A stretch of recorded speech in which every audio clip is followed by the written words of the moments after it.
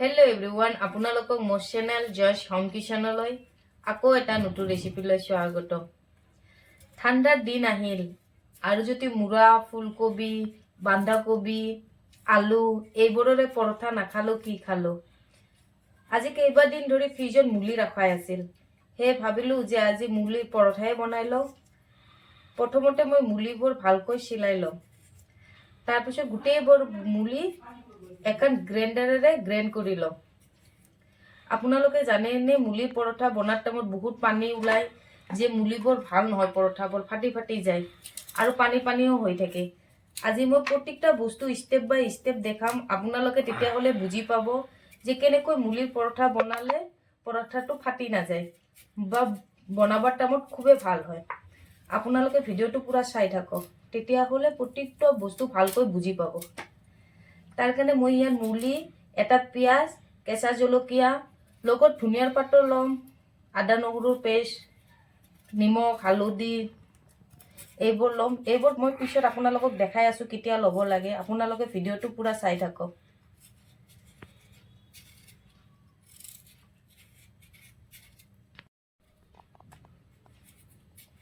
এইফালে মই গোটেইবোৰ মুলি ভালকৈ চিলাই পানীৰে ভালকৈ ধুই ল'ম।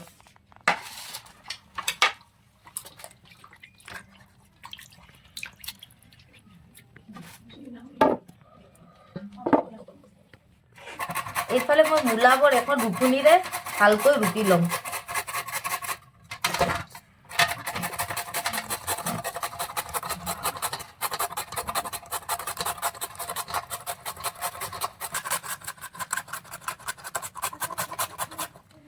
এইফালে মই মূলাটো ভালকৈ ৰুকি লৈছোঁ। এতিয়া ইয়াৰ ওপৰতে কেঁচা জলকীয়া আৰু পিঁয়াজ এইটো ভালকৈ কাটি ল'ম একেলগে। জলকীয়া আৰু পিঁয়াজটো কাটোতে মনত ৰাখিব একদম মিহি মিহিকৈ দিব, তেতিয়াহ'লে পৰঠাটো ফাটি নাযাব।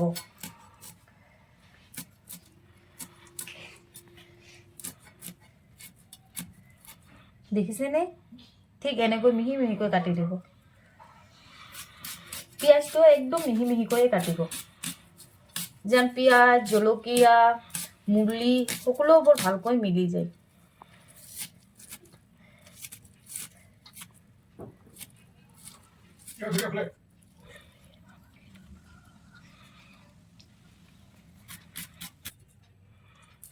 এতিয়া মোৰ সকলোবোৰ বস্তু ভালকৈ কাটা হৈ গৈছে।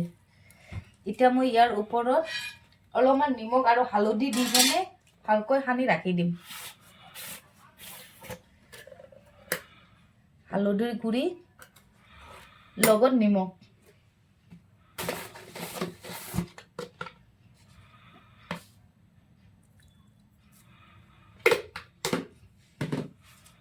হালধিৰ গুড়ি আৰু নিমখটো আগত দি সানি এইকাৰণে ৰাখি আছোঁ যে মুলিত যিটো পানী থাকে সেই পানীটো তেতিয়াহ'লে পূৰা ভালকৈ ওলাই যাব।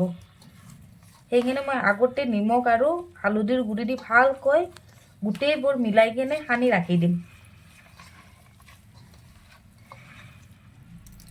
দেখিছেনে? পানী এইতকৈ বেছি পানী ওলাব সানি কেনে অলপ দেৰি ৰাখি দিলে।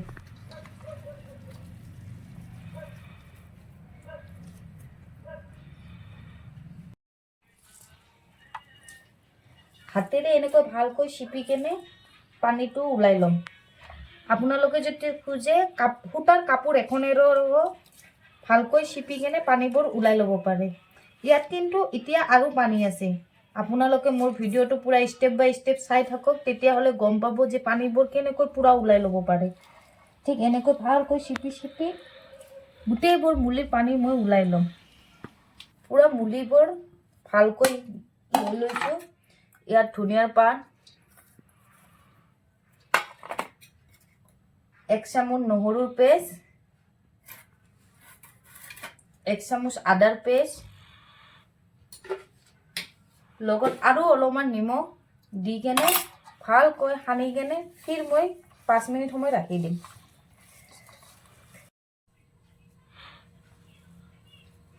দেখিছেনে মোৰ মুলিটো কিমান শুকান শুকান হৈছে?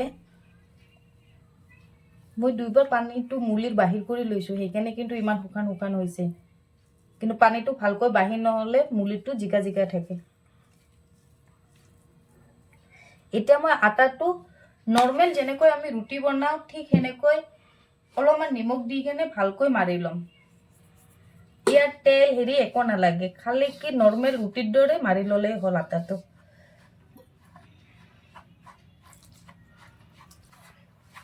আটাটো ভালকৈ মাৰিলে আপোনালোকক গোটেইবোৰ মই ভালকৈ আৰু দেখাই আছোঁ।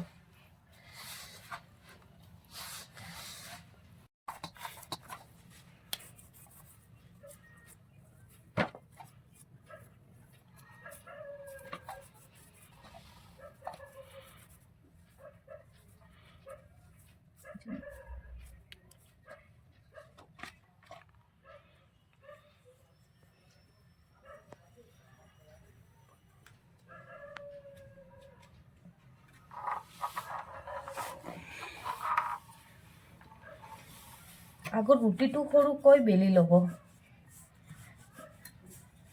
ঠিক এনেকৈ। এতিয়া মুলি যিটো ষ্টাফিং আছে ইয়াৰ ভিতৰত মই ভৰাই ল'ম।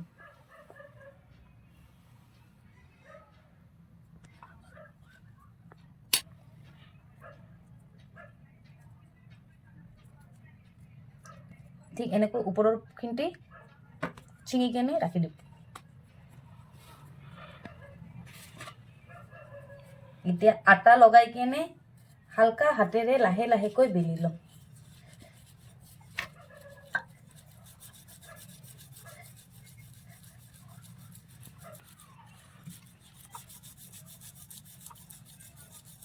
দেখিছেনে কি ধুনীয়াকৈ বেলা যাই আছে।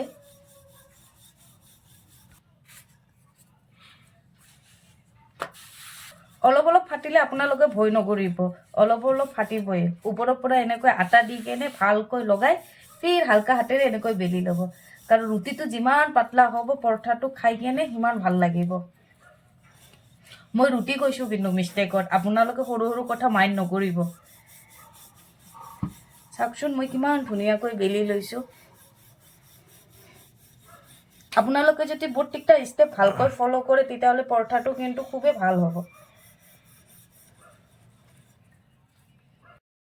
টাৱাটো ভালকৈ গৰম হৈ গৈছে। ইয়াত অলপমান তেল আগতে টাৱাটো ভালকৈ লগাই ল'ম।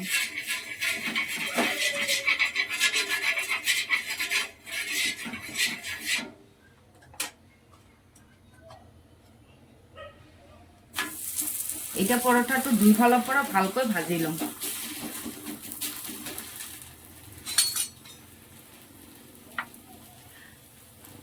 আপোনালোকক যদি মোৰ ভিডিঅ'বোৰ চাই ভাল লাগি আছে তেনেহ'লে লাইক কৰিব, শ্বেয়াৰ কৰিব, লগতে ছাবস্ক্ৰাইবো কৰিব।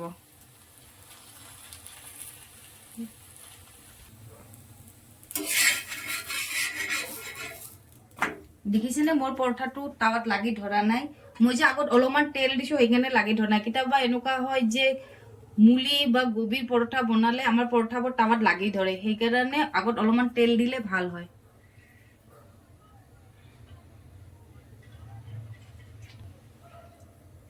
এতিয়া ওপৰৰ পৰা আৰু অলপমান তেল দি দুইফালৰ পৰা পৰঠাটো ভালকৈ ৰঙা হোৱালৈকে ভাজি ল'ম।